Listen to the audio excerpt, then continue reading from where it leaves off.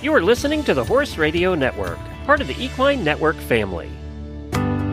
Welcome to the Horse's Equine Innovators podcast, sponsored by Zoetis.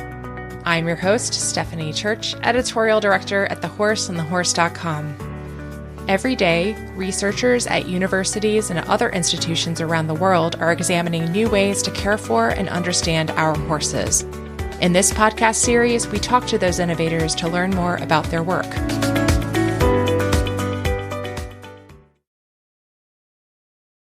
EHV-1 has been everywhere online lately, and not all the information circulating is accurate. Today, we'll focus on what the science tells us, how equine herpesvirus infects and spreads, why latency matters, what testing can and can't show, how the neurologic form develops, and how vaccination and biosecurity fit into a thoughtful response. We'll also address a few misconceptions that have gained traction during the recent outbreak and talk about where the research on herpesvirus is going next. Joining us are Dr. Abby Sage and Dr. Lutz Goehring, who are both equine veterinarians and boarded internists. They will help us sort through the science and bring clarity to the current conversation. Dr. Sage served in multiple leadership roles at veterinary schools, spent 10 years in private practice, and then ran the equine programs in the Virginia State Veterinary Office. She's now an equine technical services veterinarian for Zoetis. Dr. Goehring is the Warren Wright Sr. Lucille Wright Markey Endowed Chair in Equine Infectious Diseases at the University of Kentucky's Gluck Equine Research Center. His research group focuses on EHV-1. Welcome, doctors. Thank you for having us. Morning. Dr. Sage, could you start us out with a short summary of why equine herpesvirus is such an important topic right now? Yeah, Stephanie, thanks for bringing this up because we are currently experiencing an outbreak of equine herpes myeloencephalopathy in the United States. It originated at the Women's Professional Rodeo Association World Finals and Elite Barrel Race event that was held in Texas in Waco in November 5th to the 9th. And as of today's report on the EDCC, which is the Equine Disease Communication Center, it has spread to 8 states with 60 horses infected, and many more are currently still under quarantine. Although the outbreak doesn't really affect the vast majority of horses in the U.S., it's a good reminder to us that we should take biosecurity very seriously every day, not just when we're experiencing an infectious disease outbreak. And just for context, today is December 17th, Wednesday. That's when we're talking about those updates to the EDCC. Thank you, Dr. Sage. So, Dr. Goehring, could you explain how EHV infects a horse, how it spreads in a population, and why we hear about outbreaks every few years? So it is a respiratory tract virus. It affects the respiratory tract. It uses the cells in the respiratory tract, upper respiratory tract, to replicate. And so in every little droplet that comes out of the nose, that comes out of the respiratory tract, there's virus in there once these horses become infected. Once a horse becomes infected, it becomes a multiplier. So imagine that in every droplet, in every sneeze, in every snort, there's virus in those little droplets. And this is actually how virus spreads from one horse to the other. Most efficient way of spread is the direct contact. Right, two horses rubbing noses. This is where a huge amount of virus can cross from one horse into the other. Short distance travel is an option, is a very potent option for this virus to cross from one horse into the other. What we call fomites, objects, hands, body parts that transfer virus after contact from one horse to the other is a reason for transmission. And you initiate a cascade when this is not halted. So several horses start replicating, and this is how an outbreak actually spreads. The second question was why we see outbreaks so now and then. And I think this is a major misconception. We see these outbreaks regularly, and I counted, let's say, over the years. And for North America, so Canada and the United States together, we have somewhere between 40 to 80 outbreaks that are reported on the EDCC webpage every year. And there's how is that called, a gray zone, I would say, of unreported outbreaks that add up to that. Those outbreaks usually are at home facilities, at home barns. They are not explosive. They're not in the news. However, these outbreaks at shows, at equestrian shows, they are quite rare and only happen, luckily, once every 5 years, 10 years. Mm-hmm. These are my numbers. Okay. Thank you. And so could you briefly explain how EHV-1 can lead to EHV myeloencephalopathy and what factors might increase that risk?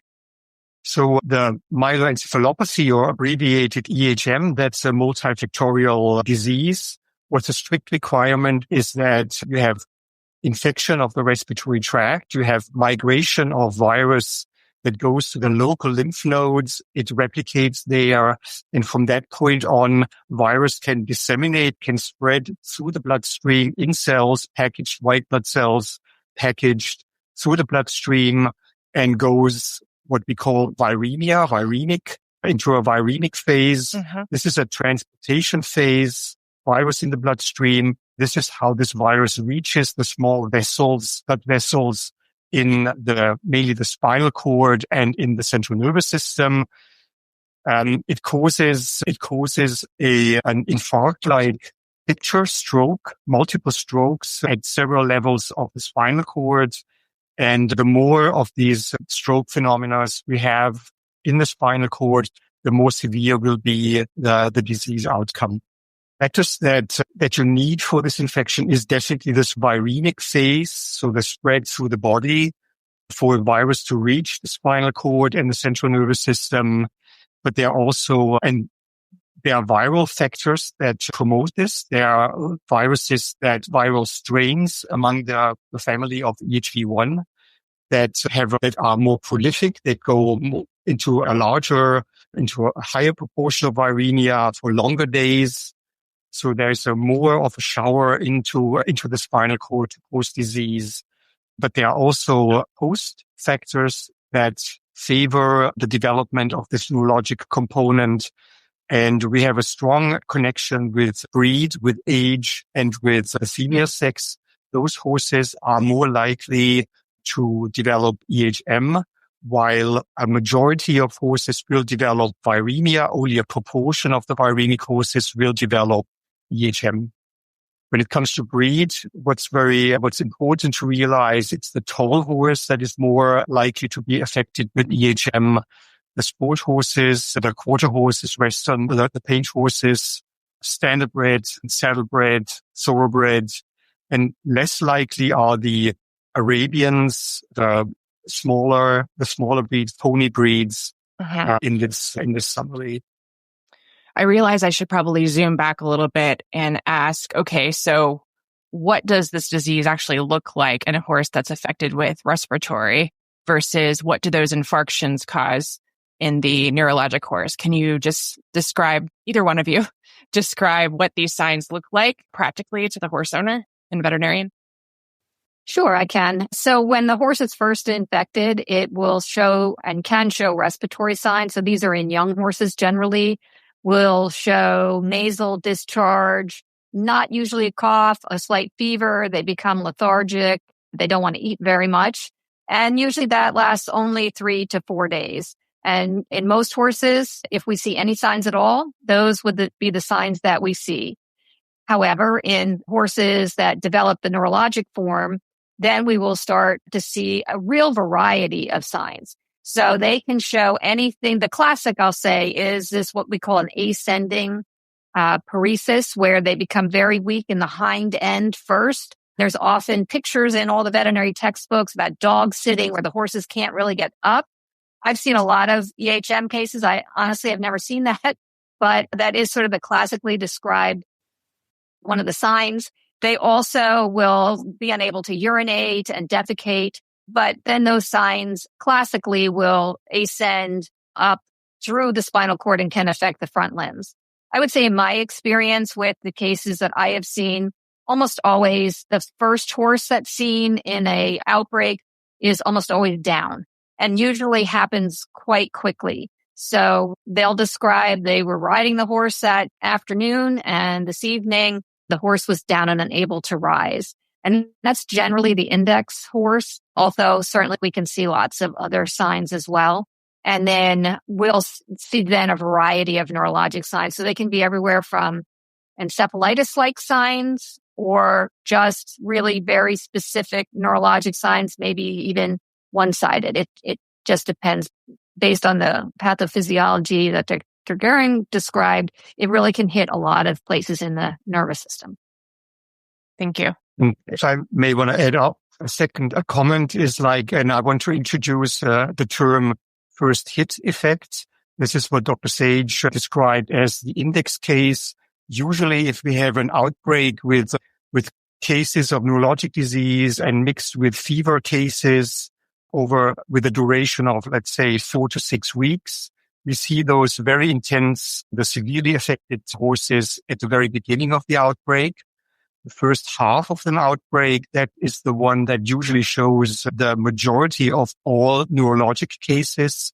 While interestingly enough, the second half of an outbreak, that's the one where we see mostly only some febrile cases and some stopped up limbs coming on top of that as signs of viremia, but we don't see a large number of neurologic cases. Okay, thank you. So Dr. Sage, could you walk us through the current testing options for EHV-1, what they detect, when we find them most useful, and how to interpret those results in the context of an outbreak? Sure. So the gold standard for testing is the PCR, and that should be performed on a nasal swab and whole blood. In my experience, sometimes you will get a positive on nasal swab and sometimes whole blood, especially when you're in the middle of an outbreak, you're not sure how long horses have been incubating the disease. So we want to do those together as a PCR. And if we have a suspect horse that we're testing and that test comes back negative, we want to repeat that test within 24 to 48 hours because nasal shedding and viremia take a little time to develop. And so we want to be sure that our negative is truly a negative. There are some stall side tests that are available, one that has not been approved yet by the USDA, but is in use. And if that comes up positive, so that would tell us if we had EHV-1, that should always be followed with a PCR to be sure that we do have a positive. And if it's negative, we should also follow that up with a PCR because we want to be sure that when we're saying it's negative, it actually is. Some people use a serum amyloid A test to help determine if a horse potentially could be infected. The serum amyloid A may rise before we see a fever or before we have a positive PCR. And so in the case of the stall side test or the serum amyloid A, we want to be sure that if those are positive, that we isolate that horse while we're waiting for the PCR test to come. So they can be very helpful in an outbreak to kind of start to remove horses that are potentially infected, but it's always the PCR that makes us decide. And I will just say we only want to test horses that have been exposed and that we suspect have clinical signs. We don't want to be testing horses that have not been exposed. Horses will shed EHV-1 intermittently. I think one study showed if you go to a horse show and you test all the horses at the horse show, 4% of them will be shedding. So It won't help matters if we have a positive with no clinical signs and we don't know how long that horse will shed. We don't know if it's infectious. We don't know how it fits into the outbreak. So when we're in a quarantine situation, we only test horses with clinical signs. Okay, thank you. There's a whole world of guidelines for this, isn't there? Yes. In fact, I sat on a committee where we worked on, and Dr. Goehring also, where we worked on guidelines for state animal health officials so that they have, and it's about, I don't know how many pages long it is, 30 pages. It's long. Goodness. That was very important work.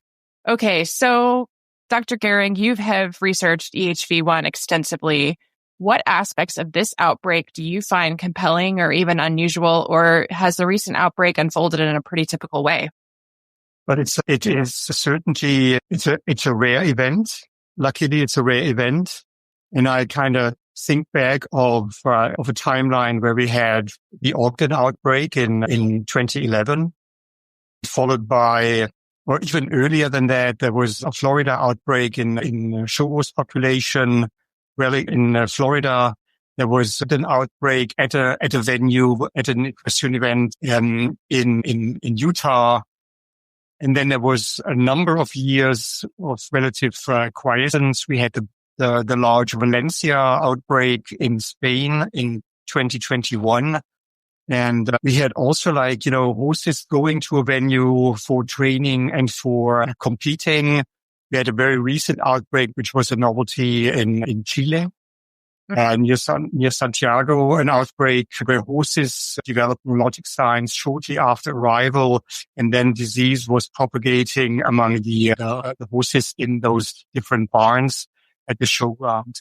What's compelling to me here is that this shows that what I realized when I was talking about the first hit effect. This is when horses that shed, apparently they come into a new environment and they encounter horses that see this virus, vaccinated or not, but they are unprepared. They're caught off guard to see this virus. This is when we see those neurologic cases coming up suddenly. And we see that this neurologic chain event happens like in a chain event, like once horses return or they go to new places and they apparently seed virus into this new environment. That's to me the compelling aspect of this outbreak. Okay, thank you. So let's talk about vaccination. Let's talk about prevention. Our listeners are by nature very preventive care focused. Dr. Sage, could you address EHV-1 vaccination? Yes. So unfortunately, there is no vaccine on the market that will prevent the neurologic form of EHM or equine herpes virus. However, that doesn't mean we should not be vaccinating, because we have shown, and there are several studies that have shown, that vaccination can decrease the amount of nasal shedding, decrease the amount of virus in the environment. And in some cases, such as with pneumobort, K+1B can actually decrease viremia, at least a little, somewhat. So we want to vaccinate because we want to protect all the horses in the environment. And we want to make sure we have less virus that is present, so less horses hopefully will become infected. But not only horses that are traveling or competing should be vaccinated, all the horses that are in the home barn that will see those horses should also be on the same vaccine schedule. And that is, again, to prevent those horses from shedding and increasing the virus in the environment. And in our brood mares, we want to vaccinate them at 5, 7, and 9 months. And we're really trying to prevent abortion there. But also the horses on the farm should be on a similar vaccine schedule to those horses, again, to try and make herd immunity and decrease the amount of virus in the environment as possible. And we found that to be somewhat helpful. Zoetis partnered with the National Finals Rodeo in the last couple of years to vaccinate all of the stock horses that are used in that setting. And they found that that's been quite effective in decreasing the amount of illness that those horses have shown, because historically they have not really received vaccination. So it's been useful. So we want to keep up vaccination, even though we know it doesn't prevent the neurologic form, because hopefully we are protecting all the other horses. Indeed. Thank you. So, Dr. Goehring, how about biosecurity to prevent EHV coming on the farm? You mentioned it earlier with fomites and such. Let's dive into it a little deeper here. So biosecurity definitely it's something you need to have you need to have prepared this in greater detail. You have to allow these notes you make for biosecurity that they sink in with all the people on a farm, that they understand what it means to prevent transmission of this virus from going from one horse to the other.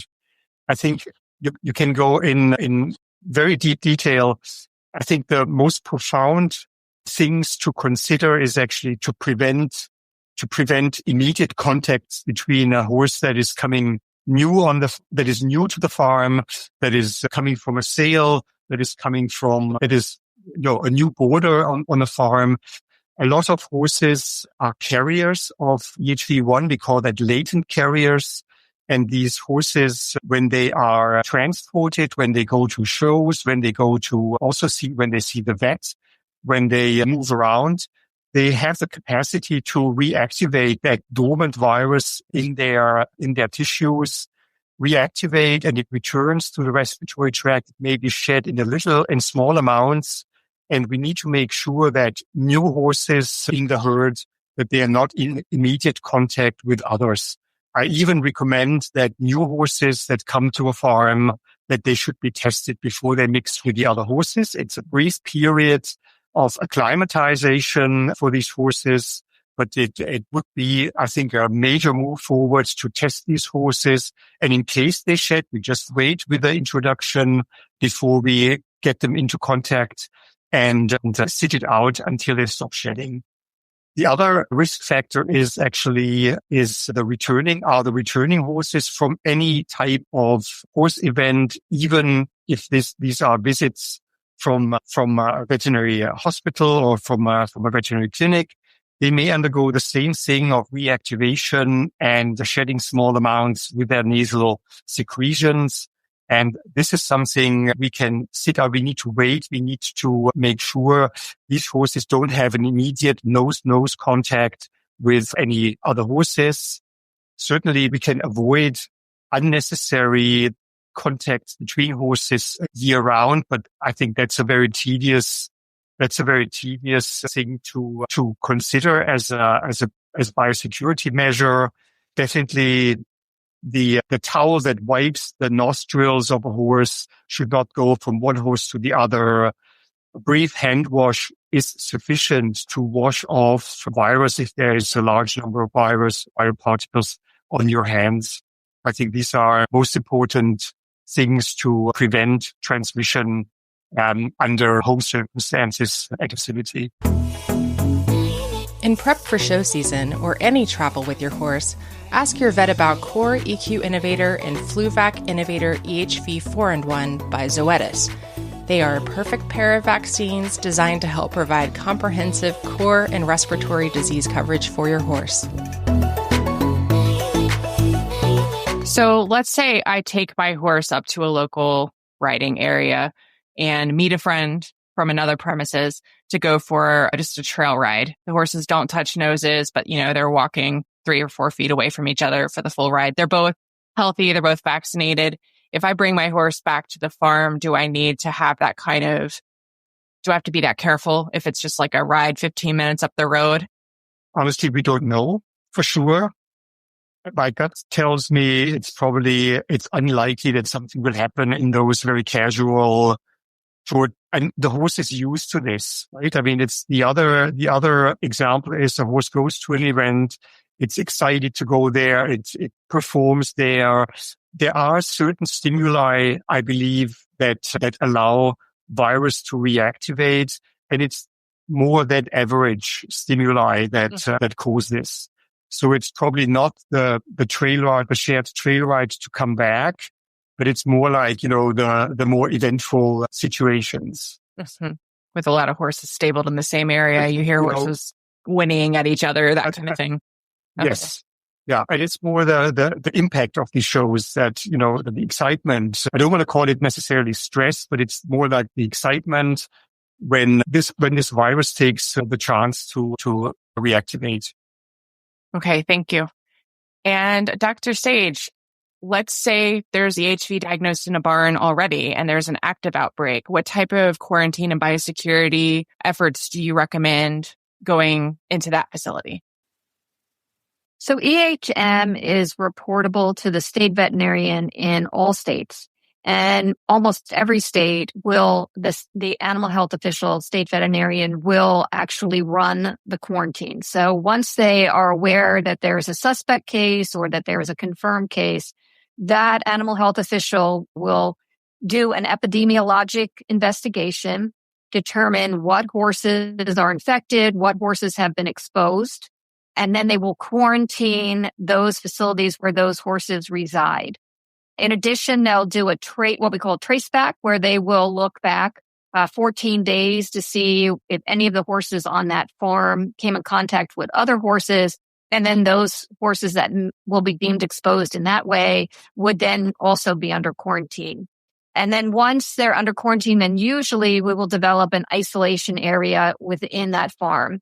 And many farms, when you first approach this, they say, well, we don't have an isolation area. And that's true. Most people don't have one. But if you think about it, you can often make an area. We try and separate those horses by 30 feet. So the infected versus the exposed. So sometimes it can be a paddock. Sometimes it can be round pen. Sometimes, it can be a part of the barn. But if possible, that animal health official will develop an isolation area. And then any horse that is deemed infected will go there. And then any horse that shows clinical signs prior to testing would also go into isolation. And that's because we want to keep any horse that might be actively shedding that we know removed from the rest of the population. And the idea is, maybe they're all been exposed, but maybe they're not all shedding in high amounts. And if we can remove those horses that are actively shedding, we may decrease the amount of horses that actually become clinical. So those horses move into the isolation area. And then really, there's biosecurity practiced on the entire farm, but more so for those horses in isolation areas. So that includes wearing PPE, disposable gloves, using foot baths, and minimizing the people that are handling the horses, minimizing the people on and off of that farm as much as possible. Horses that are under quarantine and are exposed probably shouldn't be receiving a lot of exercise unless, it's more stressful not to receive that exercise. So, for example, sometimes it's in boarding facilities that do lessons, those lessons that just don't take place at that time because we want to minimize all the activity that's going on in a farm. And usually the quarantines will last, and then it depends on the state and how they run it, but 21 to 28 days. And then from the last horse that showed clinical signs and tested positive, and from then on. Okay. Great. Thank you. All right. So let's get into some myths and misconceptions that I've seen on social media over the past few weeks with the recent outbreak. Dr. Goehring, first, can vaccination against EHV-1 cause infection? So the vaccination itself will not cause infection. And even if we use what's called a modified live virus vaccine, that's a stunted virus that is capable of replication, we will not induce disease. We will not induce infection with the vaccine. Okay, thank you. And what about, we talked a little bit about how there isn't a vaccination that will prevent EHM, but is there a connection between vaccination and cases of EHM? So being vaccinated, it's a stimulus for the immune system to prevent that cascade that happens, respiratory tract replication, going into viremia.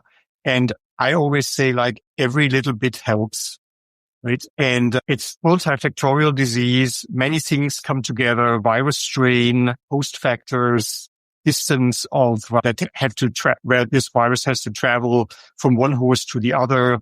All the very important factors, whether we get initial infection and the cascades down through viremia and neurologic disease. I've witnessed plenty of outbreaks on completely unvaccinated premises. And I must say, if I consider tall horses an at-risk population to develop EHM after infection, I end up with 50% of EHM. Certainly, vaccination can prevent. It will not prevent in all cases, but it definitely will help to lower that number compared to the unvaccinated population. Great. Thank you for explaining that. So Dr. Sage, your turn. I have seen the public discussing infected horses on farms that have a stable population with no horses shipping in and out and no, excessive foot traffic. I've seen speculation about whether horses being transported on a road adjacent to their pastures could cause infection. Let's say the trailer window is open. Now, this doesn't seem possible to me from the things I've reported on over the past 26 years, but I do want to put the rumors in front of the experts. What are your thoughts on this type of speculation? So first off, EHM is really quite a rarity. It doesn't happen often. So I think, when we get these big outbreaks, everyone is very concerned, and rightfully so. But really, they're very unusual. And with all the horses coming and going and trailering and whatnot, we really don't see this very commonly.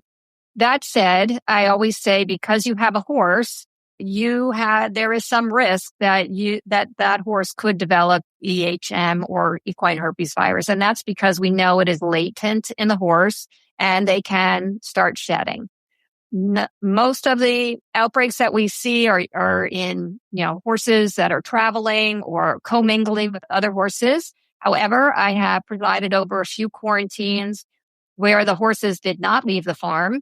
I can remember one where there were about 7 horses on the farm. Those horses never left the farm. The owners had no contact with other horse owners, and the veterinarian and the farrier had not been on the farm. We really couldn't find a stressor on the farm other than, who knows, fox ran through the pasture, or, horses get stressed by a rock that they hadn't seen yesterday. But so it can, and one horse did develop EHM with 2 more to follow. And so I think it's something that it's a risk that we take by owning horses.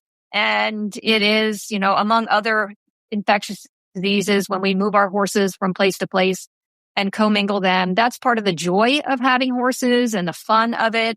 I think we just have to keep it in perspective and try to do the best that we can by vaccinating, taking precautions when we bring horses home, taking temps.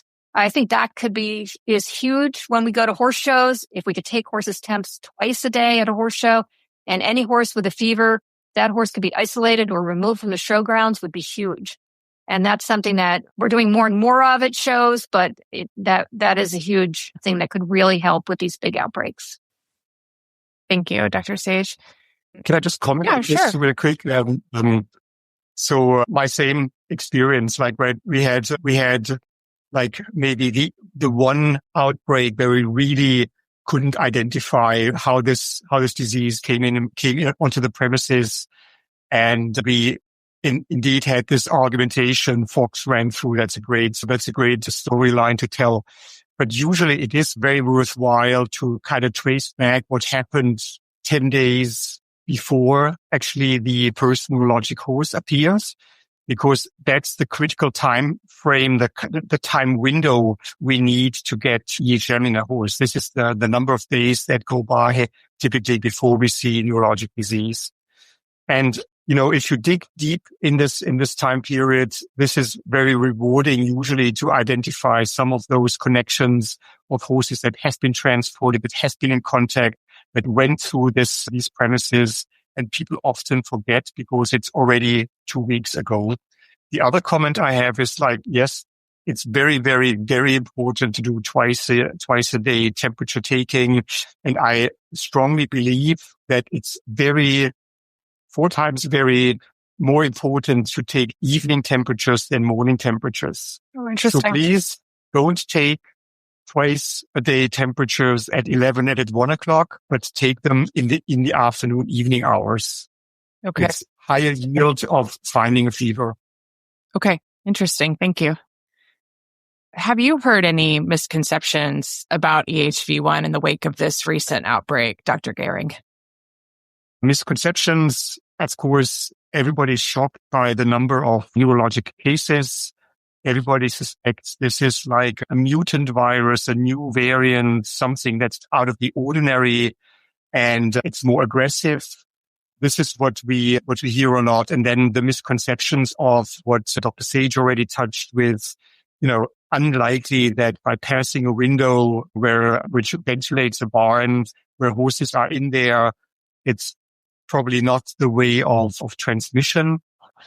It's not productive enough for transmission. On the strain variant, I think what the laboratories tell me is that the majority of samples bear this more neuropathogenic, so more neuropathogenic strain. So a strain that is more likely to cause neurologic disease. This is like 2 or 3 strains that are different, and we know that for decades that this is one group that is more prolific, that is more easier to cause viremia, that is easier to cause respiratory tract infection and therefore spreads easier. This is the one that has been identified during these outbreaks on several occasions. Certainly we are very interested in identifying what the fine print, what the details are of this virus, which will require sequencing of this virus. I think this is also underway already.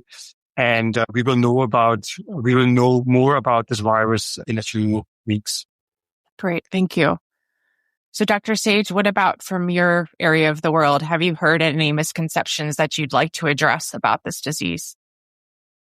Yes, I think a lot of people think that it's a highly fatal disease and that horses will not recover from it. And certainly, there are horses that die from this. They're usually the recumbent horses that cannot be adequately maintained and properly cared for. It's just, they're often much sicker than the other horses. But when they looked at the Valencia outbreak, this was the first time I had actually seen numbers like this. They looked at horses that became neurologic and what happened to them down the line. And I think about 68% of them returned to exercise. And these were the neurologic horses, and over 50% of them returned to their previous level of exercise. So although it can be quite a devastating disease, really most horses will recover from it, even if they have neurologic signs, and can go on to be very useful. You need a long breath. Usually it's not like within days or a few weeks that you see the final result. It usually takes several months until you have concluded that recovery phase. Okay. And we have some archive stories about the Valencia outbreak, and also some deep dive stories into EHV-1 that I'll make sure I link to in the show notes so that the listener can learn some more. So Dr. Goehring, I believe I last interviewed you for this podcast about 3 years ago. Have there been any research developments during that time that you feel are relevant to the current state of EHV in the United States?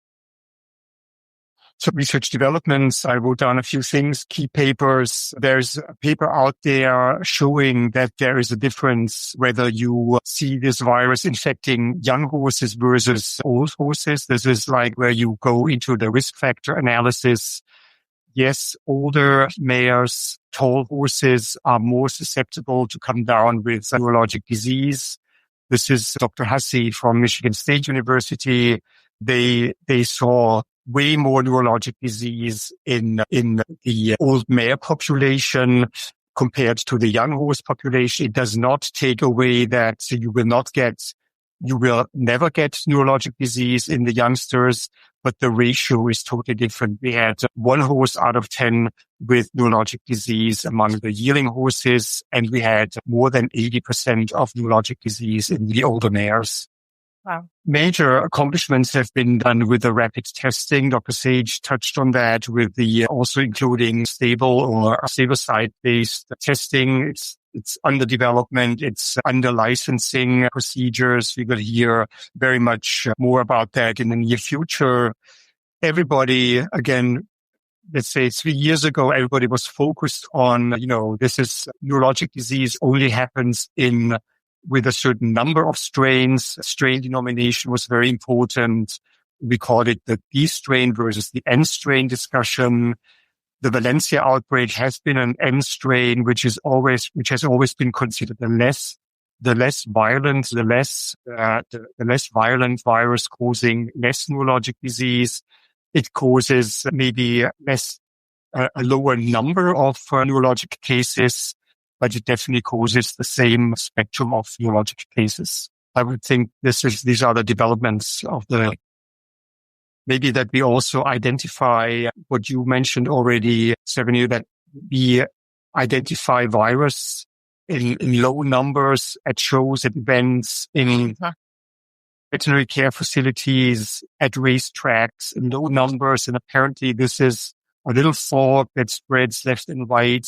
We need to find ways to prevent that these small amounts of virus, that they become explosive and find a made-up bed to cause explosive disease. Okay, thank you. So to each of you, I ask, as innovators in equine health, what do you see for EHV in the next few years from a research and an industry perspective? Dr. Goehring, do you want to start first? So, of course, there are very basic questions that need to be answered. What are the details and how can we prevent that virus that originates in the respiratory tract, travels down and reaches the nervous system? We need to understand. We have some understanding of how things go. We think we know what happens at the spinal cord, but we need confirmation. We need more research on that regard. Certainly, several groups are working on novel vaccines. We learned from COVID. We were introduced to RNA vaccines. Groups around the globe are working on novel vaccines against this disease. They have to be tested to be efficacious in cases to prevent EHM to develop. People are working on treatment options during infection and whether that's virostatics or other components, other drugs that can be used in lowering virus dispersion. We are also very interested in what drives this virus to reactivate. We know there are a lot of horses are latent infected, dormant infected. What drives this virus to wake up, and can we steer this? Can we prevent reactivation? Which has been with quite positive results done in the human fields. We can prevent reactivation with a vaccine. This is the Shingrix vaccination against shingles. We are all latent carriers of chickenpox virus that sleeps in the dorsal ganglia. It wakes up, it causes shingles, and vaccination has shown to prevent reactivation and the growth of virus in the skin. So this is a major project of importance. Great. Thank you so much. What about you, Dr. Sage? Anything to add about what you see in the next few years about EHV-1? Yeah, well, I hope that, every time we have one of these outbreaks, people start to take biosecurity very seriously, and then it starts to die off when people aren't faced with hearing about it as often. So I always send hopes when we have an outbreak that people will then take their biosecurity more seriously to do things like when you go to a show or use a stall at a facility that you might disinfect it first before you go in by, just using a sprayer, making sure that it was disinfected before you put your horse there, by taking temperatures when you're away from home and, removing any horse from a big facility that has a fever. Those little things can make a huge difference. We can't prevent the disease, but we can try and prevent it from spreading from horse to horse. So I always hope that, this will be the turning point for the industry. But I have noticed over the years that people are taking it more seriously, and there are more and more events that are requiring, horses have their temps taken before they get off the trailer, or even at our veterinary hospitals, there's more interest in that. And it's the majority of these outbreaks, they have a season. So they happen between October and April, basically. So it's about 90% of all these EHV-1 outbreaks with EHM, they happen between these months. So I think we need an alert mechanism. Let's say we need to brief the industry. We need to brief horse owners in the fall. This is what's coming up. This is an increased risk, that's coming for the season. People tend to forget what happens if a summer passes by without any insults. We need to brief people and prepare them for the upcoming season. That's great. Thank you. Doctors, is there anything you would like to add about maybe resources where horse owners or veterinarians can learn more about EHV-1? Yes, I always point horse owners and veterinarians to the Equine Disease Communication Center. This is a website that is run by the AAEP, the American Association of Equine Practitioners, and it will have the most up-to-date information on a current outbreak. There's also information about lots of other infectious diseases. And for horse owners, this is the place to learn about the disease without getting misinformation. And I will link to that site in the show notes so that you can easily check there. What about you, Dr. Goehring? So I echo EDCC websites, also the links that guide you to what to do, biosecurity, all the ins and outs, what is EHV-1, also the other diseases, the links that have, there's also a great link with AAEP, also to disease, outbreak prevention and biosecurity. I will link to those in the show notes. Thank you so much for your time today. Very welcome. Thank you so much for having us. EHV raises plenty of questions, and I'm very grateful to our guests for helping us break down the science and realities of managing it. Thanks for joining us for this episode of Equine Innovators.